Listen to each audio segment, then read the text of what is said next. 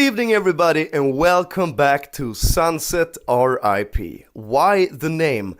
Well, Sunset Strip, where the sleaze and glam happened back in the day, it's now dead and buried. Rest in peace, and rest in peace is also for the horror on this channel, which will come up later this fall, because fall season is knocking upon our door. But anyways, guys, today, Crashdïet, it's now the 19th of September, it's a Friday, 2025, and tonight Crashdïet is playing a celebratory show in Stockholm. What do you call it? A tribute show to their own album. It's 20 years of Sleaze.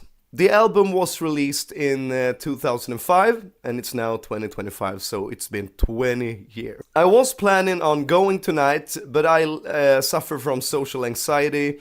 I'm socially awkward and I haven't been to a show in several years. I haven't been to a show since I became sober, so I've been waiting and I'll book the ticket later, and now it's sold out. So I guess that means I won't be going, but this got me thinking about Crashdïet and my own teenage years and my own youth and the whole reason I look like this today.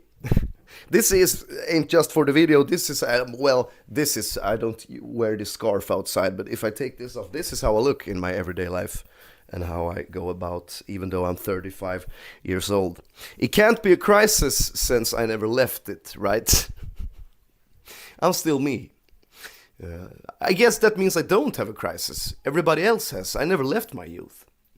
Because why should I? Let's not say I never left my youth. Let's say it's just who I am. I never left who I am. I never pretended to be somebody to fit into the grown-up world. Maybe that's what it is. Maybe it's the grown-up people saying that you can't be a child forever. A child, I'm still myself. I don't have to pretend to not like stuff. You see what I like just looking at me. But anyways, guys, today we're gonna talk about Crashdïet, how I got into Crashdïet's history, what they have meant to me, and everything surrounding them. So let's get right into it. First, thumbs up, subscribe if you haven't. Here we talk sleaze and horror. I tell personal stories from my rock and roll side of life. Anyways, guys, first time I saw Crashdïet live was the summer of 2005. It was at something called Hultsfredsfestivalen. Rest in peace to Hultsfredsfestivalen, it is no more. The most amazing festival, 2005. Listen to this lineup, I think it was Deftones. I know it was System of a Down because I saw, the bands I saw. System of a Down, Slipknot, Manson, Slayer, Crashdïet, Wednesday 13, Turbo Negro, I think, and so on and so on, and Soulfly, or maybe that was the next year. I was at Hultsfredsfestivalen in 2005, 2006, and maybe that's a whole story time just by itself, but that's the first time I saw Crashdïet, and wow. Up to this point, the summer of 2005, I started my life as a Kiss fan when I was 3 years old and found my dad's Destroyer album, and then Kiss was my life up until I was 12, 13, and then I started listening to Slipknot, Murder Dolls, and a little new metal and stuff. So up to this point I was a maggot, a new metal kid. I had long black hair, eyeliner, still wear eyeliner, but I was a maggot. Rewind time, 20 years back, it was the ending of the new metal era, and I was part of that scene, so I looked just like those kids. And then Hultsfredsfestivalen 2000. This thing is so annoying to me, talking Swedish every day, and then now I'm gonna talk English and when I talk English for a longer period of time, I'm better at it, but maybe this is part of the charm. Me and my friend was at Hultsfredsfestivalen, and the schedule was so tight. We was at Slipknot, we saw half the show because we had to leave to Don't Miss Wednesday 13, and then anyway, fast forward to Crashdïet. it was my friend's idea seeing this band, because I didn't want to go see any new bands live, because I don't think that's fun. I don't know the songs, and I want to throw my fist and shout along and jump, and I couldn't do that at new shows. But my friend wanted to go see new shows. So, and this is kind of ironic how things turned out in the end, because it was a sleaze glam band from Sweden. We didn't know what the fuck sleaze and glam was. We had no idea. And the ironic thing in this whole thing is that my friend was then and is now a hardcore Nirvana fan. He looks like Kurt Cobain, and to this day he still kinda does. He always wore flannel shirts, ripped blue jeans, high top Converse shoes, Chuck Taylors, half-long, greasy, dirt blonde hair. You know the whole stuff. Wallet chain, the whole shebang. Looks like Kurt Cobain. Rides an old rusty bike, and I love him for it. But it was his idea going to see this show. And we didn't know what glam and sleaze was. And grunge and sleaze, you hardcore guys, you know what I'm talking about. But it was his idea, so we went to see the show. And something all of the shows we saw on Hultsfred 2005 has in common was that we were front row bangers all the time. And I don't know how, we didn't stand in line. We were just jumping, making our way forward. And all of a sudden we were right by the fence having a great old time. That includes Slipknot, Wednesday, Crashdïet, every show. I was this close to Sid Wilson and like this close to Chris Fenn at the Slipknot show. When Chris Fenn did this straight into my face, and as a 15-year-old kid in 2014, I was going to be 15. That was the coolest thing up until that point of my life. And by that point, I had just met him the year before, 2004 in Stockholm, and that's another story time by itself, in Gothenburg, Sweden, when they were opening up for Metallica, but we didn't see the show, but we got to meet the band and get their autographs and stuff. So this was the year after, and we saw him live. I have seen him live several times, and this wasn't the first time seeing him live either. I had seen him live, I think, the year prior to that with Slayer and Mastodon, maybe? I don't know who else was on the bill, but I think it was 3 bands. I think it was Slayer, Mastodon, and Slipknot at Hovet in Stockholm. But anyways, back to Crashdïet. Crashdïet came out, and up to this point, I had no idea what glam was, sleaze. I had no fucking idea, so all of this was new to me. I did listen to Motley Crue at this point, but I had no clue about Motley Crue's history and how they looked back then in the day. I had the CD that had just came out. I think it was called Red, White and Crew, which is a compilation best of greatest hits album, I think, with a new song, If I Die Tomorrow, and that song rocks. You old school Crew heads probably think it sucks, but that's when I got into the Crew.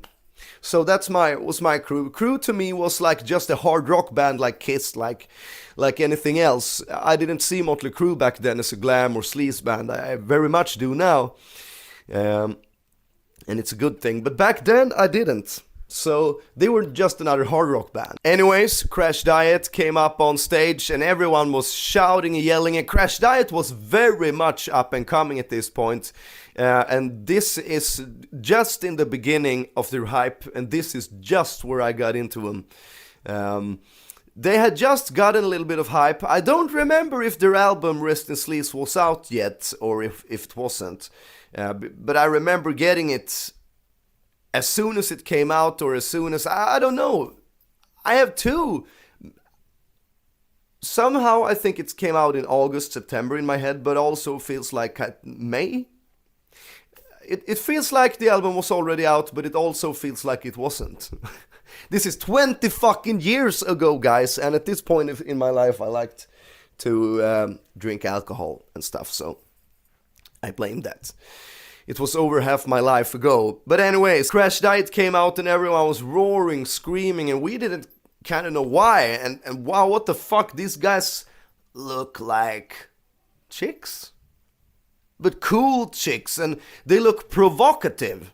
And they are provocative. They were drinking beer, spitting beer in the crowd, pointing their fingers out, telling everyone to turn around, pointing their finger to the camera, and Peter London's bass string broke. And it was such a fucking punk. I was into punk rock at that stage. And this was so punk rock to me. This was entirely new. They looked like wussy chicks. That was provocative, but they weren't wussy chicks. They could probably throw fists. And they probably had to, being so provocative back in those days. I could tell stories about Dave Lepard that I know. Because I kind of don't know people around him, but in Sweden we say tjenis. We are kind of know somebody, you're around them, just around their circle, bubble, stuff like that. Anyways, I could do so many story times. I think I have done a story time on this channel called Haunted by Dead Rockstar, I think. Or maybe I haven't, but it's about dead Dave Lepard.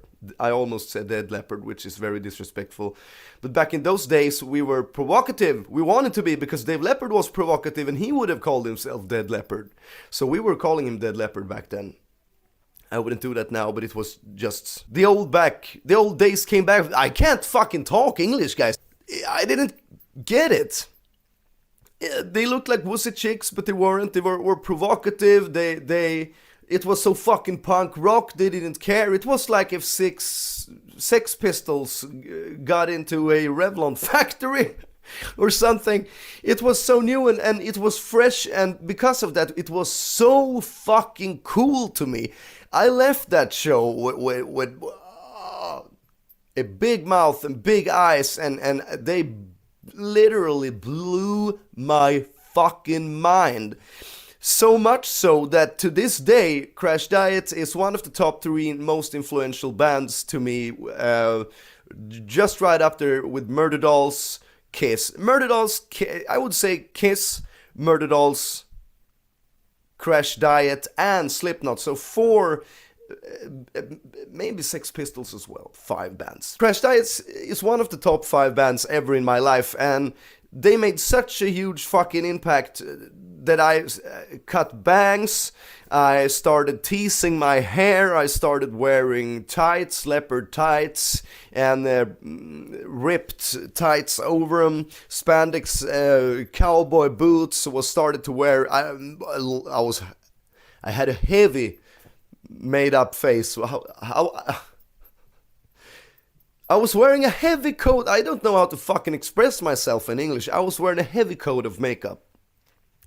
Eyeliner, eyeshadow, lipstick, powder, foundation, lip gloss, you name it, fucking layer on layer, everything, just going to the store. I looked like fucking CC DeVille from Poison, but if he had black hair. So they made huge impact on me. When I got home, I bought a new wardrobe, and I was a sleaze rocker from that day, and I still am. Still fucking am. And on the way out that day, we were going to get lunch, or I don't know, going to the store or something. On the way out, in the entrance, exit entrance to the festival area, there was somebody laying in the dirt with a bottle in their hand, wearing tights, makeup smeared all over his face, padlock necklace, dog tag necklace, a lot of bracelets, bangles. Looked like he didn't give a fuck. He just passed out right fucking there in the fucking mud. You guys know who that was.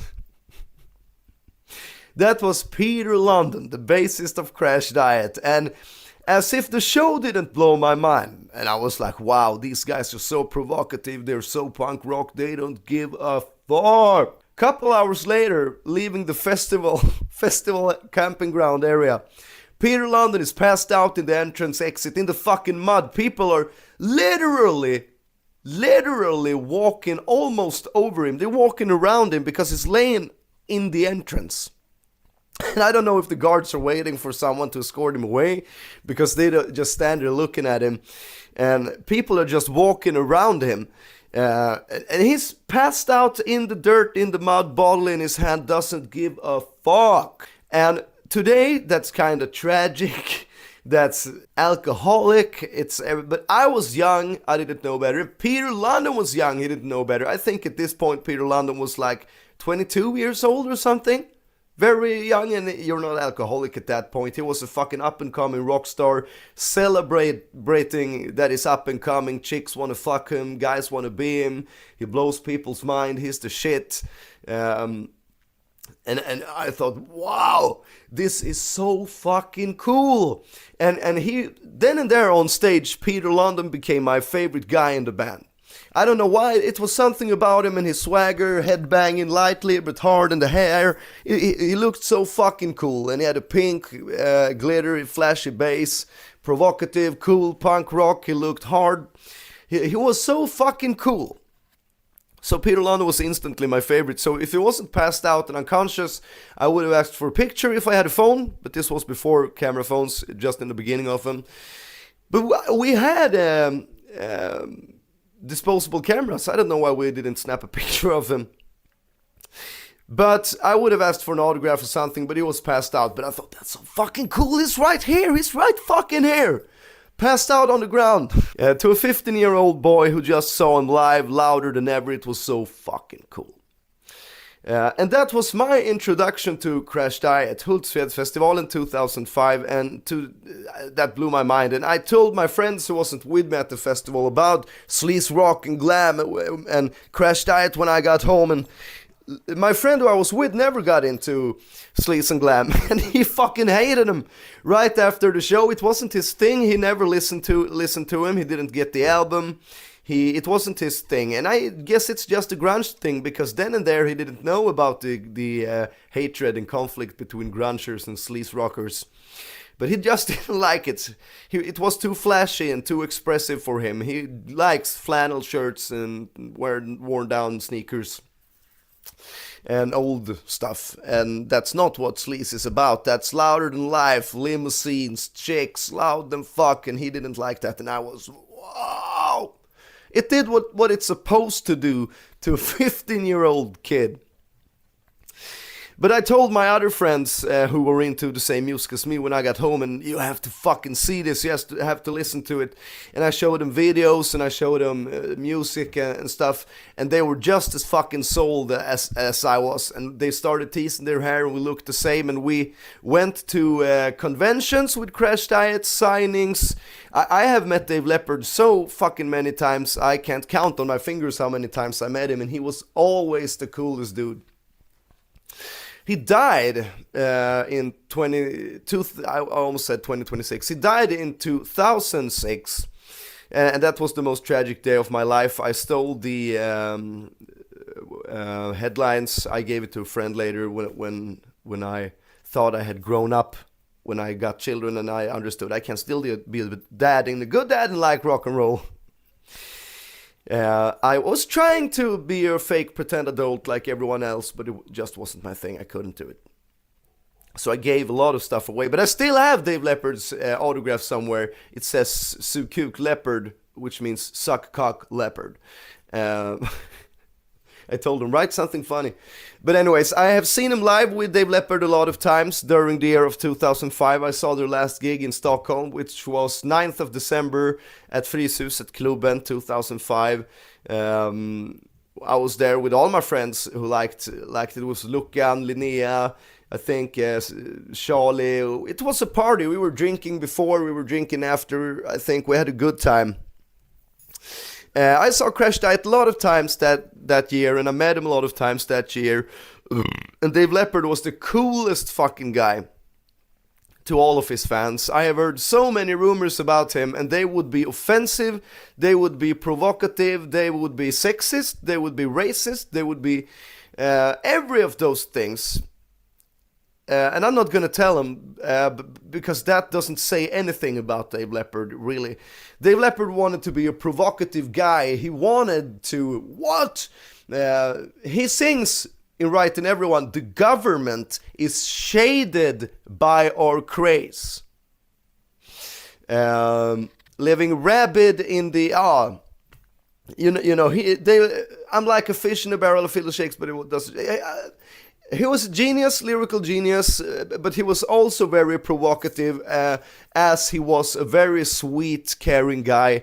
He was You didn't know what you were gonna get, but you knew where you were gonna like it. He were gonna either be funny, he were either gonna be caring, he were either gonna be loving, either gonna be provocative, and you knew he was provocative, and you knew he didn't mean anything by it. He was... Sid Vicious wasn't a Nazi, for example, and I'm not saying that is okay, and I'm not saying that was what Dave Lepard did, but Sid Vicious was wearing a swastika t-shirt back in the 70s, and that was straightly provocative punk rock, and Dave Lepard was of that spirit. So he did a lot of things that I saw with my own eyes that you can't say here, and I heard him say and do a lot of things you can't say and do here, but that was just Dave and who he was. He was a crazy fucking guy, he didn't care. He was living in a what's considered a problematic area. He didn't care, he looked like... I think he has a legendary status to this day. I'm not gonna say the name here because that might offend someone. I don't know, but the place where he's from, it has come to my understanding that people still talk about him there. Not only fans, but people still know who he. You remember that crazy fucking guy with the platinum blonde hair, teased hair, and leopard spandex that used to yell at us, calling us stuff? You know, and he was alone, but we were like 5-6 guys, and we beat his ass. We knew we were going to, but he didn't give a fuck. Dave Lepard has fucking ran into a subway car. There's lots of legends about him as well. I could make a whole video just about urban legends about Dave Lepard, because it's such a cool guy. He always treated us fans so well, so lovingly, so caring. He always took care of us, made sure we felt seen, loved, signed everything. He took hours and hours and hours and hours after every gig talking to us, hanging out with us. He hung out with us. And I don't know any other band that's so approachable. And Crashdïet just grew on me to the day he died. And that just broke my heart, because I just loved him more and more, because he treated us all so well. He included us. He wasn't an unapproachable rock star like... And that's why Crashdïet became my band. They weren't unapproachable, and they had their own online forum where they themselves communicated with the fans and so on. I saw the first show when they came back with Oliver Twisted. I didn't like him. I saw them live 2 times at the Swedish Sleaze festival, and I saw them live with him another time at Klubben as well. I don't know in what do you say, in what situation or why I was there. I think it was some kind of, it was several bands. I don't fucking know. I saw a lot of cool bands. I saw Veins of Jenna live with Lizzie Divine. I saw, I think I saw Loud and Nasty. I have seen Tiger Tails live. I saw San Clan, which is Cindy San from Shotgun Messiah. I saw him live. I seen him perform Don't Care About Nothing and so on. It was so fucking cool. Met him several times. Talked to Cindy sometimes online. He's a very cool guy. He's making music again now with, I think it is Harry Cody, or was it Styx? Yeah! Not Tim. Tim is a jerk and is fucking douchebag, I think, because I communicated with Cine, I communicated with Tim. Cine treated me so well. He talks to me to this day and asks me, he sent me questions himself. And I asked him, will there be an original lineup reunion with Cine, that fucking old dude? Fat fuck, that old fuck, he said. With Cine, that fat old fuck, why the hell would I think was his reply. And I was like, okay, I'm just a curious fan, wondering, but okay. And then I never talked to that douchebag again, because that's how that guy treats his fans. And he should, I like that. I liked him in Manson, saw him live with Manson. Saw Manson at Tots and Fem with Tim Sköld, John 5. Cool show. I think Tim should have that demeanor approach. Asshole rock star. But I don't like him. But that's him. But Sin is a great dude, great guy. And anyway, the years came and I stopped going to shows and I lost touch. I never saw him live with Simon. Never saw him live with Gabriel, although I know Gabriel. It's been a long time since we talked now. We follow each other on social media. We like each other's stuff. We have met. We went to the Kiss show in 2022? 2021? I don't know. Anyway, we went to the Kiss show together, had a great time. By that time, it was in Crashdïet, and we were friends, and we were talking kind of often and such. But I never saw him live. Don't know why. Social anxiety, being sober, I don't know why. And Gabriel became a father and stopped his career as the singer for Crashdïet. I don't know how many fucking singers they had now. And then they got a new singer, and it's John Elliott from another band, which I love, which is Confess. Check him out, Swedish Sleaze band, if you haven't listened to him. Great fucking band, I love him. So he's on double duty now. He's in Crashdïet, he's in Confess, and he's a fucking great singer. I think he's the greatest singer. No offense to Gabriel, fucking love him. His voice is so cool, but I like Tom Kiefer, and I like Britney Fox, and I like that kind of singing a lot more. That raspy, gritty. Yeah, you know what I'm talking about. I love Gabriel, but I think that John Elliott is the greatest singer Crashdïet had since Dave. Dave wasn't a great singer, he couldn't sing, but he had flash and balls and attitude, and that really came through the recordings, and that made it sound so fucking awesome. I wouldn't like to have it any other way. I love the Rest in Sleaze album, top to bottom, except for the ballads. It's a miracle. Ticket, I'm not pissing on him. I have total respect for him, and people love those songs. I don't, because they are boring to me. I don't like ballads from any band. If I want to hear ballads, I don't listen to heavy metal. That's why I listen to heavy metal, to not get that kind of stuff. I don't like calm parts in songs. The worst part in Wild Side by Motley Crue is the slow part. I wish they would have taken it fucking out, because it's like going 100, 200 on the freeway screaming, and then somebody, it's like getting a blowjob, and then all of a sudden she chews your cock out and spits it in your face. Why, man? This is rock and roll. Anyways, I don't like ballads. But that's like...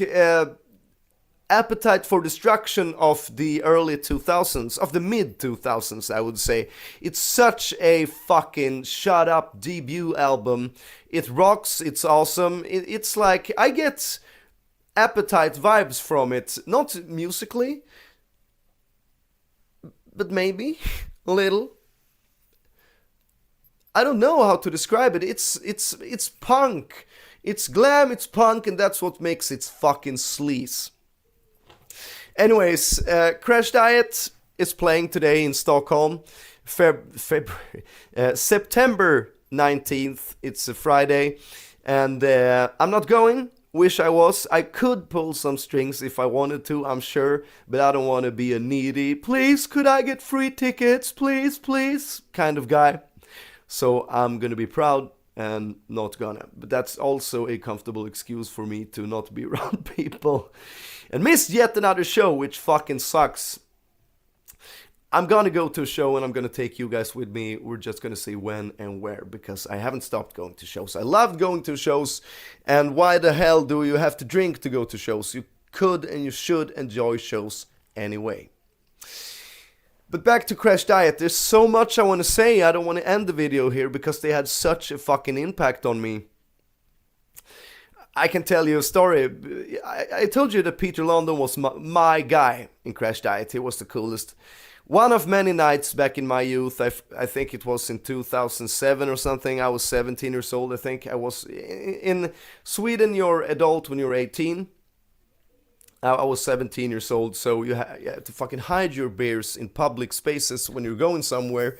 And we were going to Stockholm a lot to drink, so we had to have our... In Sweden you get beer at Systembolaget, you can't walk around with those bags. We had them in ICA-påsar, pretending it was folköl and stuff like that, to be able to drink beer in public spaces.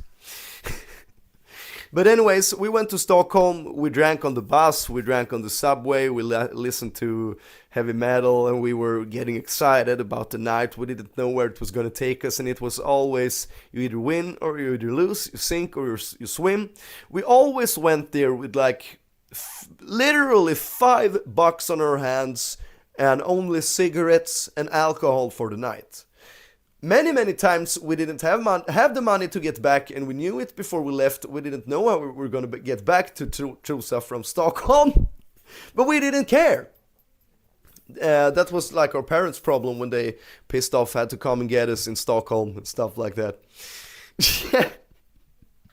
But anyways, one of the many times we went to Stockholm, we were drinking in Tanto at Söder, which is a big like lawn park.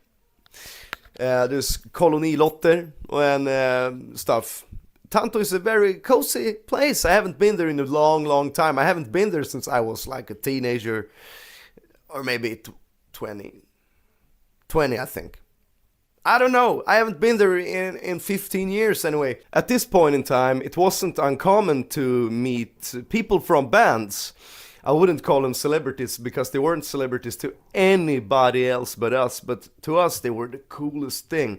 And these bands, we loved them so much because they were all approachable. Sister, Crashdïet, you could drink with them. You could hang out with them if you were at the right place at the right time. And this night, I was at the right place at the right time. I'm gonna tell you this story quickly before the battery runs out, but here it is. Me and my friend were going to Stockholm like we did, feels like every weekend, to drink and party. We never had a plan, we always went there, we knew where people hung out, and we were always welcome, but always kind of not... The band guys were always cool. Like the people in Crashdïet, they understood that we have to be nice to our fans and stuff. But then there was the sister guys, and they were kind of mean. I like them now, and they like me now. We follow each other on social media, we talk and like each other's stuff, and we are grown up now. We were immature kids back then, and they thought that they were the shit, and we thought they were the shit. So that's the narrative it was. They were kind of, oh, I'm a rock star, but they always answered and always talked to you, and they were never mean to you, but they also were. They didn't say, you're fucking ugly, and they didn't talk to you in an unfriendly way, but they kind of, I don't know how to describe this, because we didn't unlike them. We thought they were the cat's pajamas, and because the way they acted, even more so. So this day, maybe it was chasing their confirmation. I want the guys in the band that I like to think that I'm just as cool as they are. And maybe you thought that you were. I don't know. It's a psychological thing, I guess. But they weren't mean, but they were. If you know. But I love them. I like the sister guys. And it's not only the sister guys, but they were prime examples of it. The Crashdïet guys were never like that. But anyways, this night we went to Tantolunden, found some people we knew, hung out with them. They took us to their gang. We sat on the grass and drank for hours listening to music and talked. And something that happened quite often was the police came with their buses and exited and walked around asking people, how are you? Can I see your ID? And pouring out your alcohol and stuff. So every time they come, we ran away. Or those of us who weren't adult, so to speak. Many were like 20 and over, because that 20 is the age you have to be to have Systembolaget alcohol. I don't fucking know. Nobody wanted to talk to the police, so off we went. And we went to another park, and then we went to some staircase, and we had with us Riot, who was at this point in Sister. He was earlier in a band called Starlet Suicide, for all of you true underground diehard Stockholm underground Swedish Sleaze heads. Check him out, Hairspray Lover. Riot was with us, and a lot of other guys, a lot of hair and leather.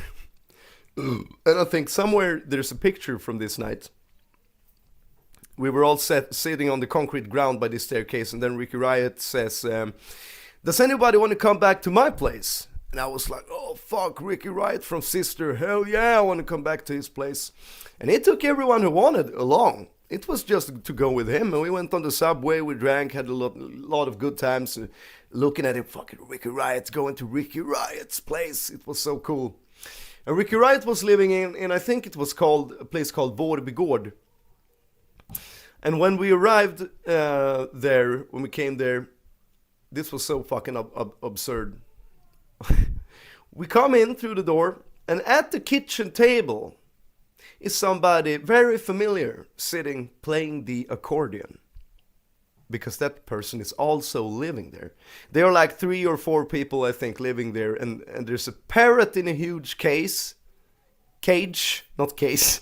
There's a parrot in a huge cage, and Peter London from Crashdïet is sitting by the kitchen table playing accordion, for real, in an apartment in Vårbygård, in a late night in the summer of 2007. That was the coolest thing, and I saw him do some other stuff that I have told people before in my Swedish story times, but I'm not gonna tell that story here. But it was wild and it was cool. That was a dream come true. I was 16, going to be 17 that year. Crashdïet, Dave Lepard had just died, and it was my biggest sorrow ever up to that day. And here I was in Peter London's home. This is where he lives. And I had to say that it wasn't what I had in mind when I was thinking about his home. There was stuff in this apartment I can't tell you, because I just can't. There were paintings of stuff on the wall in golden frames, which is so fucking absurd. Red walls, black spray can paint on the walls, and golden frames with provocative people in them, if I say. And he is not a provocative person. He's a provocative person, but he's not, and that's why he had these pictures on the wall. But I thought that was kind of strange, and he didn't have a door to his room. It was just a door of hönsgaller, just a black metal net as a door. And it was like a very, very small space, and he was sleeping on a mattress this thick on the floor. And the mattress didn't have any like sheets on it or anything. It was like when the police take you for public intoxication and you have to sleep it off. That's where they take you. That was kind of his room.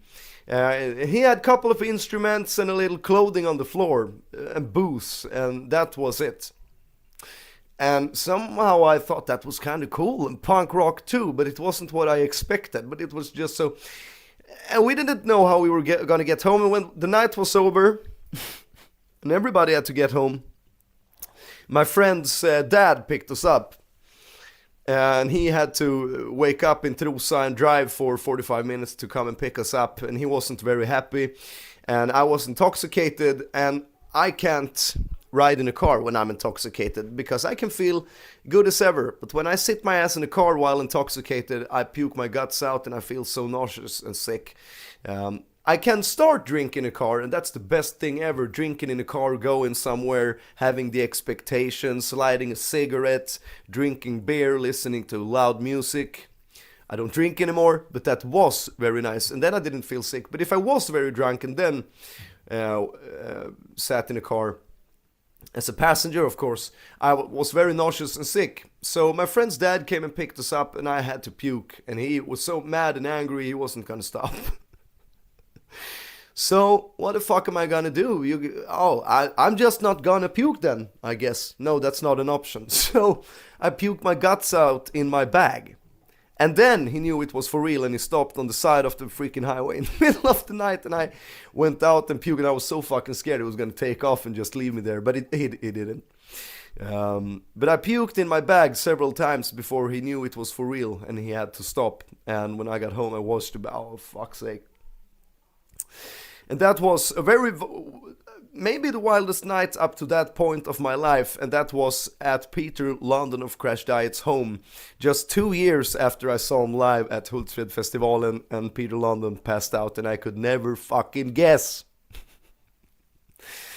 It was so cool to be a part of the new era of new wave of Swedish Sleaze era. That was so cool because they weren't unapproachable. You could hang out with your biggest idols, and today, to you, they were Motley Crue, and to anybody else, they were fucking no one. They didn't have a record deal. They gave out their own music online for people to listen to, and that's it. They weren't a huge band, they weren't a household name, only us underground sleaze heads knew who they were, but to us they were, and that's what made it so cool, and that's what made them so approachable, and they still are very approachable. They are still, they are big bands. I mean, Eddie Trunk knows who Sister is, he knows who Crashdïet is, but they're not a household name, so in the rock world they are big. But you know what I'm saying? That means they are still approachable, and that makes bands fun. One mistake I think Crashdïet and these bands are doing is that they're not that active on social media. It's something about a gig, but want to know what's your favorite color? Collector cards from the 80s. And social media, it could be an extension of that. I want to know what Peter London eats for fucking breakfast, and that's what musicians hate. I want to make music, I don't want to make these stupid TikToks, but hey, you do you, but that's what's gonna take you somewhere. You can still do your music, but your fans want to know what your asshole smells like. And you have to show them what your asshole smells like on your social media to get them engaged and interested. And I think that's what many of these bands are missing. They would need a social media manager, I think, or a content creator, these bands. Because they each should have their individual accounts where they post daily about their life, about their music, and then they also should have a band account where they each post and keep engagement going. OK Magazine, there is no OK Magazine anymore, there is no blah blah blah anymore, so where do the fans go? Your social media, and if it's silent there, they forget all about you. That's the truth. You could be twice as big if you just kept the engagement on your social media going. Maybe you don't like that because you're a musician, but 2025, it's just the cold, hard truth, my friends. And that's all I had for today, I guess. Thumbs up, comment if you like this video, comment anything, just let me know. Do you want story times? What do you want? Tell me have you hung out with your idols? Are your favorite bands approachable? Tell me all. Tell me everything. That's it for today, guys. Sorry for my broken bad English, but hey, that's part of the charm. I need a outro for this channel. Fuck you.